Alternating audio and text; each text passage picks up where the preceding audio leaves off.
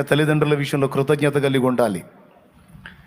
ముసలితనం మందు వాళ్ళు ఎవరి మీద ఆధారపడతారు? పసిబిడ్డగా ఉన్నప్పుడు నీకన్నీ ఎత్తిపోశారు, అమ్మా నాన్న నీకన్నీ ఊడిగం చేశారు. నువ్వు హాస్పిటల్లో రోగాలు వచ్చి నెలలు పడి ఉంటే నీకోసం అన్ని పడిగాపులు కాసి చేసి వాళ్ళ రెక్కలు మొక్కలు చేసుకొని నీకోసం అన్ని చెమటోడ్చి సంపాదించి నీకు రెక్కలు తెచ్చారు.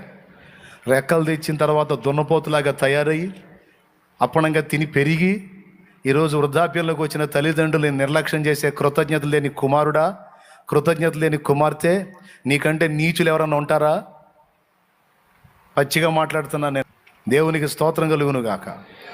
నాకొద్దు, నీచులు వద్దు. నాకు మారు మనసు పొందేవాళ్ళు కావాలి, పద్ధతి కలిగిన వాళ్ళే కావాలి. రెక్కలు ముక్కలు చేసుకొని నిన్ను పెంచి పెద్దం చేసి దున్నపోతులా తయారు చేస్తే ఈ దశకి ఎదిగి తల్లిదండ్రిని తృణీకరిస్తారు. ఒక్కొక్కళ్ళు ఎట్లా పడితే అట్లా మాట్లాడతారు, వారి ఎదుట నీచంగా ప్రవర్తిస్తారు, వాళ్ళని